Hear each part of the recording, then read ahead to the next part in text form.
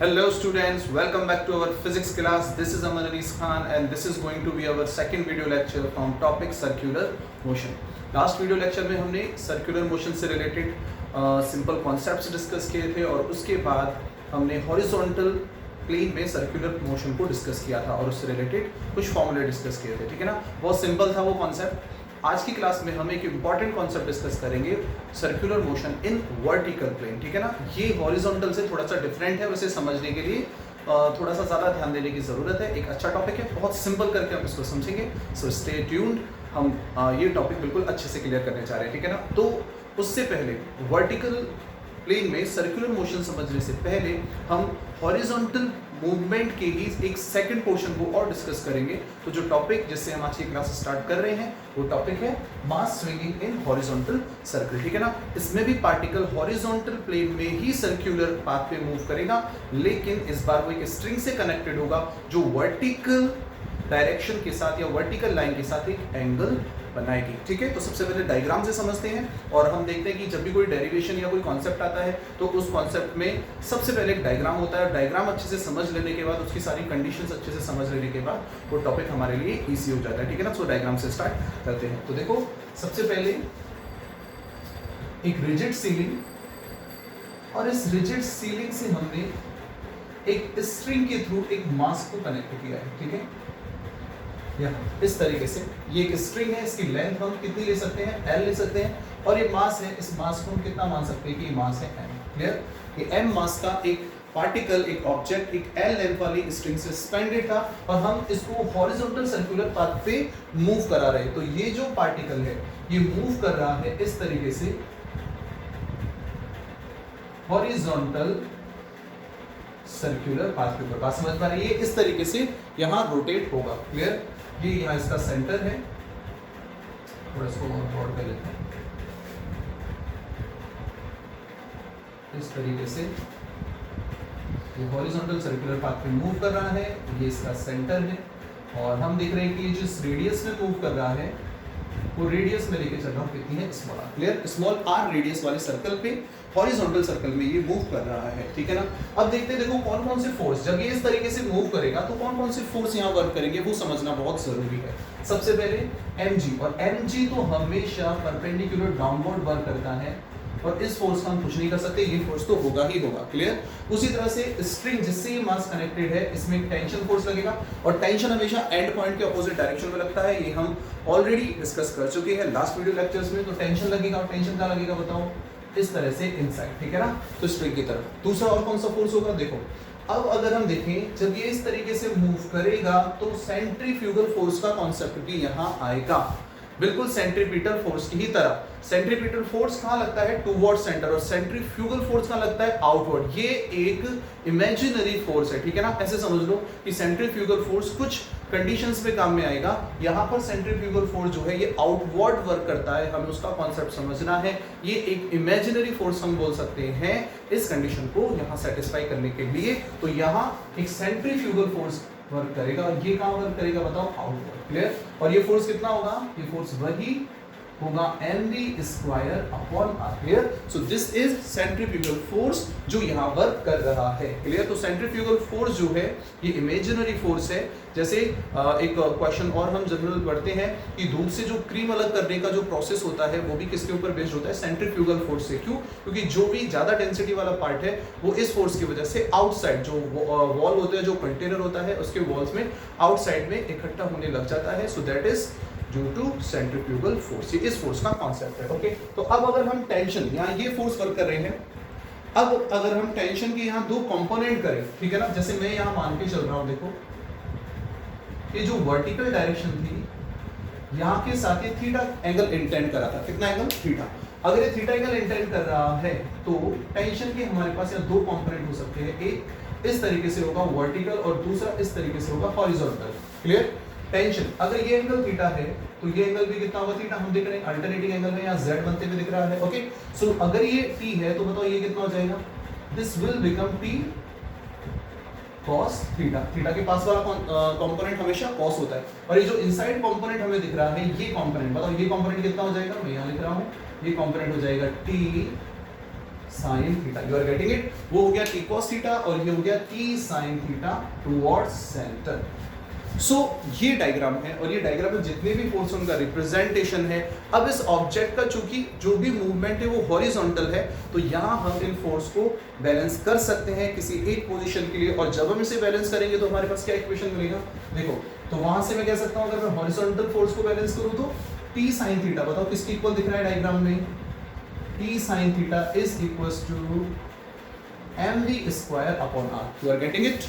Second t cos theta, बोलो t cos theta किसके equal दिख रहा है? t cos theta is equals to mg। This is first equation, this is second equation. You are getting it? तो देखो यहाँ जो है क्वेश्चन जो होगा, न्यूमेरिकल जो बनेगा वो इन्हीं इक्वेशंस के ऊपर डिपेंड करता है। क्वेश्चन में तुम्हें मास गिवन हो सकता है, लेंथ गिवन हो सकती है, हो सकता है टेंशन और स्पीड वो पूछ रहा हो, तो कुछ क्वांटिटीज गिवन होंगी और कुछ पूछेगा। और कोई भी क्वेश्चन या कोई भी न्यूमेरिकल जब तुम सॉल्व करोगे तो समझ लेना इन दो इक्वेशन के ऊपर ही डिपेंड करेगा। इनमें से कोई फिजिकल क्वांटिटी गिवन होगी और कुछ फिजिकल क्वांटिटीज की वैल्यू हो आस्क होगी, पूछ रहा होगा, तो हम इनके कॉम्बिनेशन से कुछ ना कुछ करके आंसर निकाल सकते हैं, ऑप्शन मैच करा सकते हैं, ठीक है ना। बाकी हम कितनी भी वैल्यू यहाँ निकाल सकते हैं। जैसे अगर मुझे एंगल चाहिए कि कितना एंगल इंटेंड कर रहा है, कितना एंगल बना रहा है, तो मैं इक्वेशन 1 को डिवाइड कर दूंगा इक्वेशन सेकंड से। जब मैं डिवाइड करूंगा इक्वेशन फर्स्ट को इक्वेशन सेकंड से, तो t से t कैंसिल होगा, बताओ इधर कितना बचेगा? यहाँ हमें मिलेगा tan थीटा और ठीक उसी तरह से इधर m से m कैंसिल आउट होगा, यहाँ हमें मिलेगा v square upon rg। Clear? ठीक इसी तरह से अगर मुझे थीटा चाहिए तो मैं tan इनवर्स लिख सकता हूँ, ये हो जाएगा tan inverse v square upon rg। Clear? ठीक ऐसे ही जैसे हमने थीटा निकाला, हम यहाँ से v का फॉर्मूला भी डेराइव कर सकते थे इसी स्टेप से। देखो किस तरीके से, यहाँ से मैं बोल सकता हूँ कि v स्क्वायर जो है वो हमें कितना मिलेगा? v स्क्वायर हमें मिलेगा rg tan theta. Clear?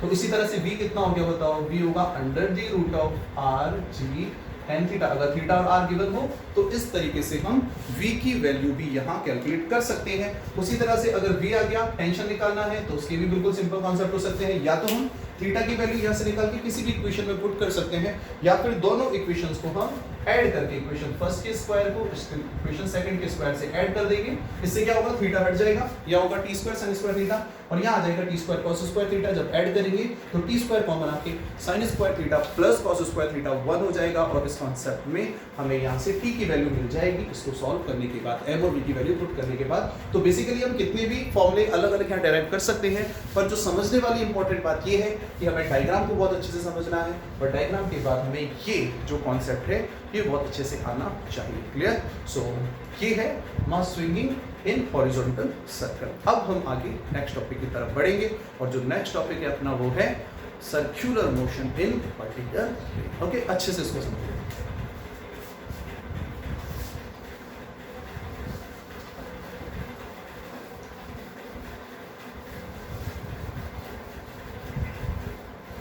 So the next topic is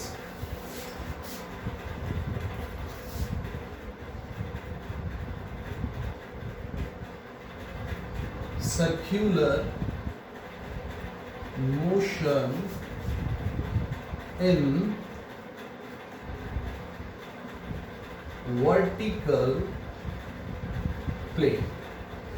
circular motion in vertical plane. Clear? यानी इस बार जो पार्टिकल है वो वर्टिकल सर्कल में मूव करेगा या रोटेट करेगा। क्लियर? इससे पहले जो हमने कॉन्सेप्ट पढ़ा था वहां पार्टिकल हॉरिजॉन्टल सर्कुलर पाथ के ऊपर मूव कर रहा था, और अब हम पार्टिकल को वर्टिकल सर्कुलर पाथ पे मूव कराएंगे और देखेंगे सिचुएशंस और कंडीशंस किस तरीके से यहाँ चेंज होती है। क्लियर? तो सारी कंडीशन हमें समझनी है बहुत इंटरेस्टिंग तरीके से, बहुत अच्छे तरीके से। तो देखो किस तरह से हम कंटिन्यू करेंगे, और उसी तरह से जैसे मैंने लास्ट में कहा था, इस बार भी हम पहले डायग्राम बनाएंगे, फिर डायग्राम से बात करेंगे, तो हमारे सामने कंडीशंस आती चली जाएगी और उन कंडीशंस को हम कॉन्सेप्चुअली समझते जाएंगे, तो फॉर्मूले भी हमारे सामने आ जाएंगे। तो स्टार्ट करते हैं डायग्राम से। सबसे पहले हम यहाँ डायग्राम ड्रॉ करेंगे। तो देखो वर्टिकल के लिए, तो इस बार जो पार्टिकल है वो इस तरीके से मूव हो रहा है, ठीक है ना, वर्टिकल पाथ पे मूव कर रहा है। इससे पहले हमने पार्टिकल को हॉरिजॉन्टल मूव कराया था, यानी पार्टिकल ऐसे मूव कर रहा था। अगर हम हमारे जनरल एक्सपीरियंस से बात करें तो पार्टिकल को हॉरिजॉन्टल सर्कुलर पाथ पे मूव कराना इजी होता है, ठीक है ना। हम बचपन में पत्थर को धागे से बांध के पतंगों के सीजन में इस तरह से घुमाया करते थे, तो उस केस में हम ये ऑब्जर्व करते हैं कि ऐसे घुमाना आसान है, ऐसे घुमा सकते हैं, हम किसी दूसरे लोगों से बात भी कर सकते हैं। लेकिन अगर हम वर्टिकली उसको घुमाएं तो वर्टिकली अगर हम घुमाएंगे तो वर्टिकल घुमाने में हम क्या ऑब्जर्व करते हैं कि ये थोड़ा सा डिफिकल्ट होता है और हमें ध्यान रखना होता है कि वो पत्थर अपने डायरेक्शन से इधर उधर नहीं चले जाए, किसी को चोट नहीं लग जाए। हम ये ऑब्जर्व करते हैं कि वर्टिकल पाथ में घुमाना थोड़ा डिफिकल्ट होता है। क्यों डिफिकल्ट होता है? क्योंकि जब वो स्टोन नीचे की तरफ मूव करता है तो ग्रेविटी उसे सपोर्ट करती है, जब वो स्टोन ऊपर की तरफ मूव करता है तो ग्रेविटी उसे अपोज करती है, यानी यहाँ ग्रेविटी का भी एक इंपॉर्टेंट रोल होता है। और वो जो स्ट्रिंग है पत्थर के साथ जो कनेक्टेड है उसके अंदर जो टेंशन फोर्स है वो भी यहाँ मूवमेंट के साथ चेंज होता रहता है, यानी कांस्टेंट या एक जैसा नहीं रहता, जैसा कि हॉरिजॉन्टल में रहा करता था T = mv²/r। यहाँ पर टेंशन हमेशा कांस्टेंट नहीं रहेगा, किसी पॉइंट पे टेंशन कम होगा, किसी पॉइंट पे टेंशन ज्यादा होगा, स्पीड भी वेरी करेगी, यानी यहाँ ध्यान देने की बहुत जरूरत है। तो डायग्राम जब हम अच्छे से समझेंगे तो कंडीशंस भी समझ में आएंगी। हमारा जो जनरल एक्सपीरियंस है वो बहुत हेल्प करेगा इस कॉन्सेप्ट को समझने के लिए। लोगों को डिफिकल्ट लगता है, बिल्कुल इजीली हम इसको समझेंगे, ठीक है ना, बहुत अच्छे से समझेंगे। बस ये है कि कॉन्सेंट्रेट रहना है, अच्छे से समझना है। ओके, तो डायग्राम से स्टार्ट करते हैं। सपोज हम किसी एक पार्टिकल को वर्टिकल सर्कुलर पाथ में घुमा रहे हैं, ठीक है ना। ये सर्कल हमने ड्रॉ किया, यहां अगर हम देखें तो ये सेंटर है, पार्टिकल मूव करेगा, मैं उसके लिए कोई एक पोजीशन लेके चल रहा हूं, मान लो इस तरीके से। पार्टिकल जिसका मास m है वो भी इस तरीके से है, क्लियर। और जो सबसे लोएस्ट पॉइंट है, यहाँ सबसे नीचे वाला पॉइंट है, इसको मैं a लेके चल रहा हूं, और सबसे ऊपर जो पॉइंट है इस पॉइंट को हम b लेकर चल रहे हैं, ठीक है। यहाँ इसकी लेंथ है उसको हम l लेके चलते हैं, ठीक है ना। जो स्ट्रेट है उसकी लेंथ कितनी ले लेते हैं l। अब देखो यहाँ जो इंपॉर्टेंट पॉइंट है समझने वाला वो ये है कि a और b पॉइंट ही इंपॉर्टेंट है।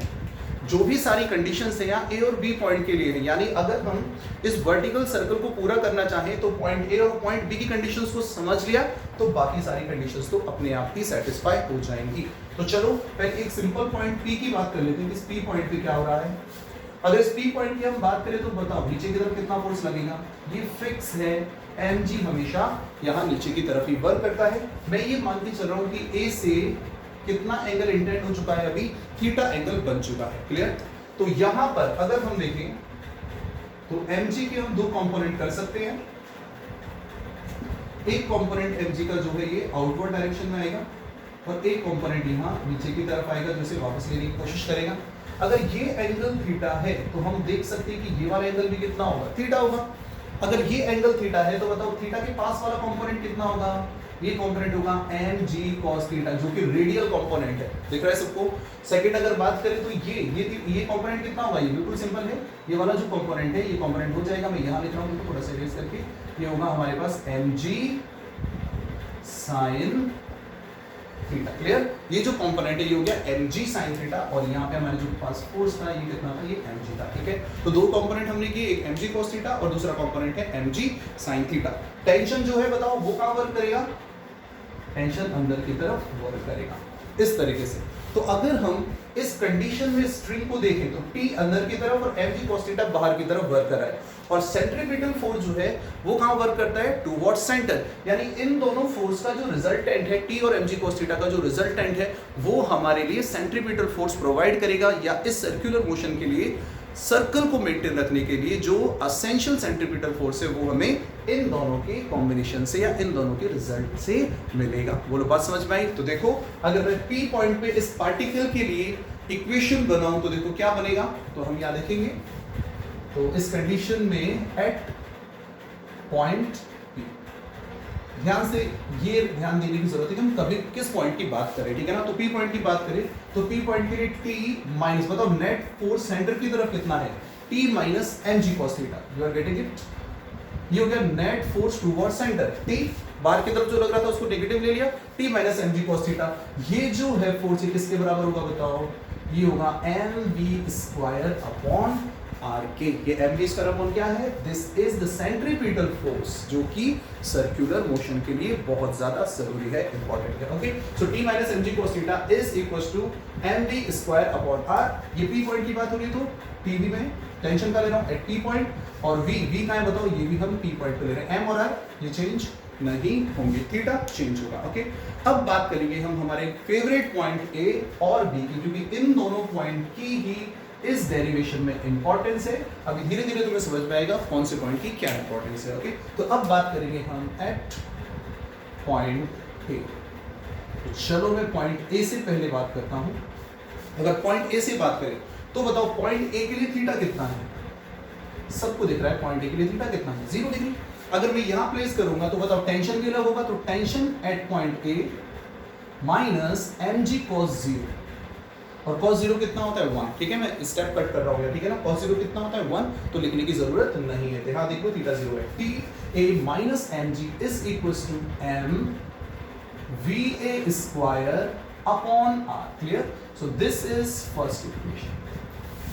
ठीक है, ये मैंने इस कॉमन इक्वेशन से डेराइव किया है, ये फर्स्ट इक्वेशन। लेकिन ये जो फर्स्ट इक्वेशन है ये हम यहाँ डायरेक्ट भी डेराइव कर सकते हैं। इमेजिन करो कि पार्टिकल ए पॉइंट पे है, अगर पार्टिकल को हम ए पॉइंट पे इमेजिन करेंगे तो बताओ टी ऊपर लगेगा, एम जी नीचे होगा, थीटा की कोई प्रॉब्लम होगी ही नहीं, तो T minus M G is equal to M V square upon R. ठीक है ना, बहुत इजीली डायरेक्ट कर सकते हैं, पर कोई बात नहीं, हमें हर पॉइंट के लिए कंडीशन जाननी चाहिए, जरूरी है। ओके, तो चलो अब बात करते हैं नेक्स्ट। अब कौन से पॉइंट से बात करूंगा मैं, सबको बताया कि अब मैं बात करूंगा एट पॉइंट बी पॉइंट पे क्या हो रहा है। बताओ बी पॉइंट पे थीटा कितना हो गया, थीटा हो गया 180, और cos 180 कितना होता है बोलो, -1। cos 180 कितना होता है -1। ओके, तो यहां ध्यान रखना है इस पॉइंट से, ये इसका सिंपल इक्वेशन है।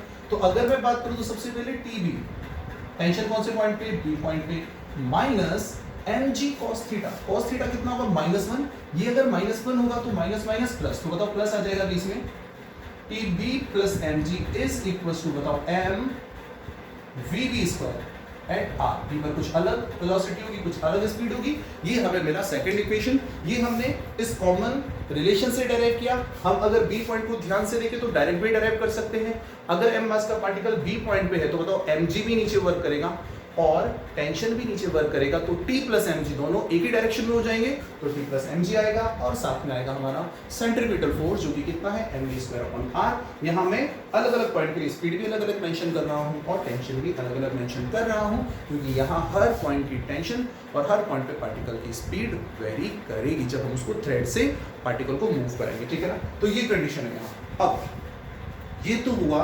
मैथमेटिकल पोर्शन, अब है इसके असली कॉन्सेप्ट को समझना। क्लियर? अगर हम किसी पार्टिकल को वर्टिकल पाथ पर रिवॉल्व कराएं, इस वर्टिकल पाथ पर रस्सी से बंधे हुए उस पार्टिकल के मूवमेंट के लिए, उस पार्टिकल के मोशन के लिए जो सर्कुलर पाथ है उसे कंप्लीट करने की कंडीशन क्या होनी चाहिए।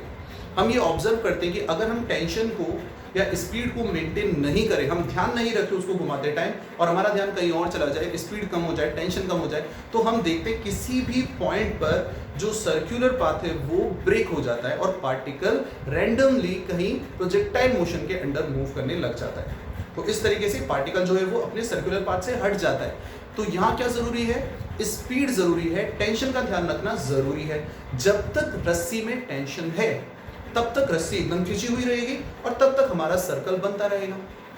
जैसे ही टेंशन जीरो हुआ, रस्सी अब खिंची हुई नहीं है, इट मींस कि सर्कुलर पाथ अब ब्रेक होने जा रहा है। तो हमने अपने कॉन्सेप्ट से थोड़ा सा ध्यान देके ये कैच किया कि यहाँ जो इंपॉर्टेंट कंडीशन है वो किसकी है, टेंशन की। बात समझ में आ गई? टेंशन इंपॉर्टेंट है, यानी अगर हम टेंशन को जीरो नहीं होने दे थ्रू आउट द मोशन, इस कंडीशन में हम ये देखेंगे कि सर्कुलर पाथ ब्रेक नहीं हो सकता। ये हमें ध्यान रखना है। अब क्वेश्चन आता है कि टेंशन के जीरो होने के चांसेस कौन से पॉइंट पे ज्यादा है, बताओ। ए पॉइंट से बी पॉइंट तक, यानी अगर मैं देखूं कि ये किस तरीके से मूव कर रहा है, इसे मान लेते चलो एंटी क्लॉक मूव कर रहा है, तो बताओ ए से बी तक जाते टाइम टेंशन के जीरो होने के चांसेस ज्यादा है या बी से ए तक आते टाइम, बोलो। यानी अगर हम ए से बी तक देखें तो स्पीड धीरे धीरे धीरे धीरे कम होती है और यहां पर हमें रस्सी में टेंशन कम होता हुआ फील होता है।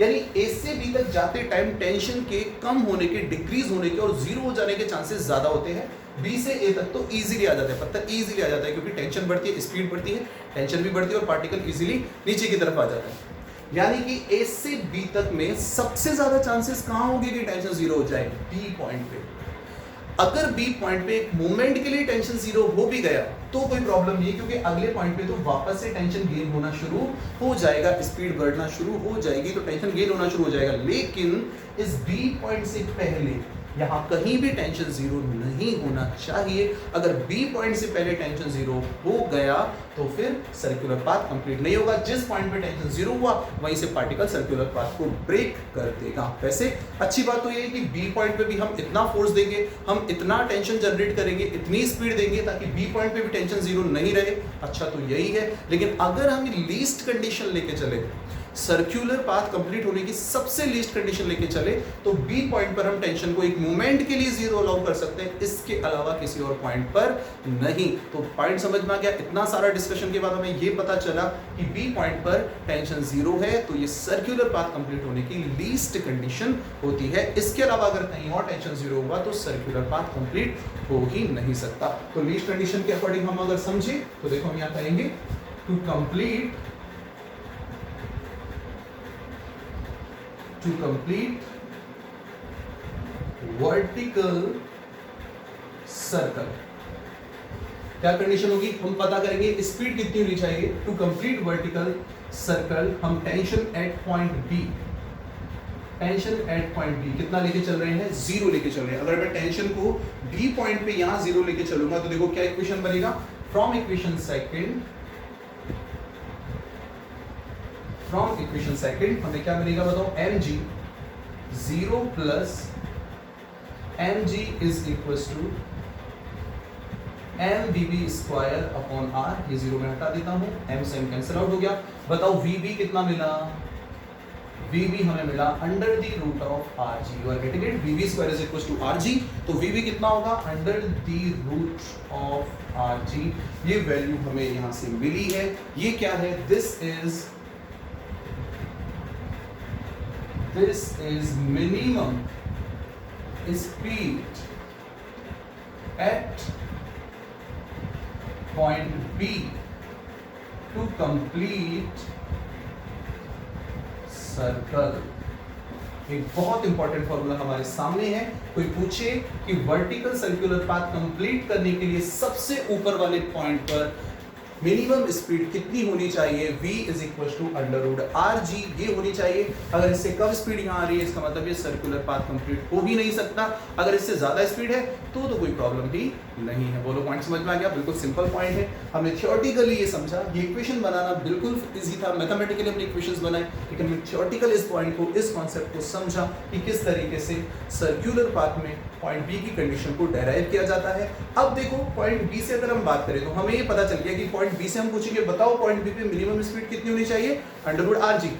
पर पॉइंट बी कहेगा कि मेरे हाथ में कुछ नहीं है, जो कुछ भी है वो किसके हाथ में है, पॉइंट ए के हाथ में।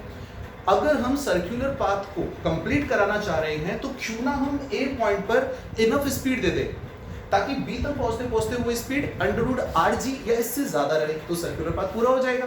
यानी बी की जो किस्मत है, पॉइंट बी की जो किस्मत है वो कौन से पॉइंट के हाथ में है, पॉइंट ए के हाथ में। बी की जो भी किस्मत है वो पॉइंट ए के हाथ में है। तो अब हमारा नेक्स्ट पॉइंट यही होगा, नेक्स्ट टारगेट यही होगा कि हम पॉइंट ए पर ये देखें कि मिनिमम स्पीड कितनी होनी चाहिए, पॉइंट ए पर मिनिमम स्पीड कितनी हो ताकि पॉइंट बी पर पहुंचते हुए मिनिमम कंडीशन सेटिस्फाई हो जाए। तो ठीक है, आगे बढ़ते हैं। अब बात करेंगे हम पॉइंट ए। तो यहां हम लिखेंगे फॉर पॉइंट ए जो कि सबसे लोएस्ट पॉइंट है, ठीक है ना। यहाँ कितनी स्पीड जरूरी है। अगर यहाँ स्पीड के लिए बात करें तो हम ए से लेके बी तक इक्वेशन लगा सकते हैं। बी की स्पीड हमारे पास है, एक्सीलरेशन ड्यू टू ग्रेविटी हमारे पास है, तो हम मूवमेंट की बात कर रहे हैं फ्रॉम, कौन सा movement, from point A to B. Clear. A to B के लिए अगर हम बात करें बताओ v square is equal to u square plus 2as। ठीक है, third equation for uniformly accelerated motion. ये तीसरा इक्वेशन है। बताओ फाइनल पॉइंट कौन सा है हमारा b, तो ये हो जाएगा vb square is equal to, बताओ इनिशियल पॉइंट कौन सा है a, ये हो जाएगा va स्क्वायर प्लस 2, एक्सेलरेशन कितना नीचे से ऊपर जा रहा है इसका मतलब माइनस g, और डिस्प्लेसमेंट कितना है बताओ ये भी r और ये भी r, तो s की जगह कितना आ जाएगा बताओ, ये हो जाएगा 2r। You are getting it, कितना आ गया माइनस जी इंटू 2r। तो देखो V B square minimum condition क्या है, R G is equal to, यहां से मैंने लिखा VA² हमें पता करना है माइनस 4RG। बताओ यहां से VA² कितना मिला, VA² हो गया 5RG, तो VA कितना आया, VA आया under the root of 5RG। This is the minimum speed required at point A to complete the circular path। अगर circular path को पूरा करना है तो ये minimum required speed है at point A। तो हम यहाँ लिखेंगे ये क्या है, minimum speed at point A to complete circle. बोलो कॉन्सेप्ट समझ में आया। अगर सर्कल को कंप्लीट करना है तो पॉइंट ए पर इतनी स्पीड मिनिमम होनी चाहिए, इससे कम स्पीड अगर पॉइंट ए पर रही तो सर्कल कंप्लीट नहीं हो सकता। अगर इससे ज्यादा स्पीड हम पॉइंट ए पर रखते हैं, ये तो मिनिमम रिक्वायर्ड स्पीड है पॉइंट ए पे, अगर इससे ज्यादा हुई तो सर्कल कंप्लीट हो जाएगा। यानी अगर √5RG स्पीड यहाँ होती है, √5RG स्पीड अगर यहाँ होती है तो ऊपर पहुंचते पहुंचते वो स्पीड √RG रह जाएगी। यानी इस केस में हमें बिल्कुल टेंशन करने की जरूरत नहीं है, सर्कल कंप्लीट होके ही रहेगा। लेकिन अगर ए पॉइंट पर स्पीड जो है वो √5RG से कम आती है तो ये सर्कल कंप्लीट नहीं हो सकता। अब अगर कोई न्यूमेरिकल आता है तो वहां रेडियस गिवन होगी, यानी लेंथ गिवन होगी स्ट्रिंग की, 1 मीटर गिवन हो सकती है, ठीक है, G होगा, √50 आ जाएगा। तो इस तरीके से हम कैलकुलेट कर सकते हैं सबसे ऊपर पॉइंट पर और सबसे नीचे पॉइंट पर मिनिमम रिक्वायर्ड स्पीड कितनी होनी चाहिए। तो ये है वर्टिकल सर्कुलर पाथ के लिए। अब देखो कई सारे क्वेश्चंस यहाँ बनते हैं, जैसे सपोज एक बकेट है, एक बाल्टी है और उसको हमने एक स्ट्रिंग से कनेक्ट किया, उसके अंदर पानी है। अगर हम उसे वर्टिकल पाथ में घुमा रहे हैं और हमने पॉइंट ए और पॉइंट बी की कंडीशंस को सेटिस्फाई कर लिया तो उस केस में उस वर्टिकल मोशन के पूरे सफर में कहीं भी वो पानी बकेट से बाहर नहीं आएगा, क्योंकि हमें पता है कि सबसे नीचे वाले पॉइंट पर v जो है वो √5RG से ज्यादा है और सबसे ऊपर वाले पॉइंट पे v जो है वो √RG से ज्यादा है, तो पानी बाहर नहीं आएगा। लेकिन अगर इससे कम स्पीड रही कहीं तो वहां सर्कुलर पाथ ब्रेक होगा और पानी जो है वो बकेट से बाहर आ जाएगा। यानी हम पूरा एक सर्कुलर राउंड कंप्लीट करा सकते हैं बाल्टी को, अगर हमारी स्पीड मेंटेन रही तो उससे पानी बाहर नहीं आएगा। ओके, तो इस तरह के न्यूमेरिकल बनेंगे जो हम डिस्कस करेंगे। तो ये था circular motion in vertical plane. यहाँ हम चाहे तो टेंशन का डिफरेंस भी पता कर सकते हैं कि ए पॉइंट और बी पॉइंट पर टेंशन का डिफरेंस कितना होता है। ओके, तो यहाँ मैं इसको डायरेक्ट कर देता हूँ, बिल्कुल एकदम हमने कॉन्सेप्चुअली क्लियर किया। तो बी पॉइंट पे टेंशन हमने कितना लेके चले हैं, बी पॉइंट पे टेंशन हम कितना लेके चले बताओ, 0। अगर मैं ए पॉइंट पे टेंशन कैलकुलेट करूं, ए पॉइंट का इक्वेशन मैंने अभी यहाँ लिखा था, क्या था, ए पॉइंट के लिए TA minus mg is equal to mv² upon r। तो TA इज इक्वल टू कितना होगा, TA is equal to mg plus mva² upon r। ये मैंने कहां से लिखा है, उस थर्ड इक्वेशन से, ठीक है ना, या उस सेकंड इक्वेशन से जो मैंने ए के लिए लिखा था, सेकंड इक्वेशन था। ओके, सो TV तो 0 है। अगर TA की बात करें तो बताओ TA कितना आ रहा है, mg प्लस m, va² कितना होगा बोलो, 5RG, m into 5RG upon r। तो r से r कैंसिल आउट हुआ, बताओ TA कितना आ गया, TA इज इक्वल टू आया 6mg। TA है हमारे पास, TV हमारे पास है, तो बताओ टेंशन का डिफरेंस कितना होता है। तो यहाँ मैं लिख सकता हूँ कि यहाँ टेंशन का डिफरेंस इन दोनों पॉइंट के बीच में, A और B पॉइंट के बीच में होता है 6mg। ये वैल्यू इनके बीच में टेंशन के डिफरेंस को रिप्रेजेंट करती है। Okay, so that's it about circular motion in vertical, ठीक है ना। तो ये circular motion in vertical plane का कॉन्सेप्ट है जो इजीली यहाँ समझ सकते हैं। So that's it for today's video lecture. Carry on with your studies. इसको रिवाइज करना है, अच्छे से कंडीशन को समझना है। If you are facing any doubt, I am always here in comment section और WhatsApp पे कांटेक्ट कर सकते हो। बाकी see you in next class. Till then, take care. Goodbye.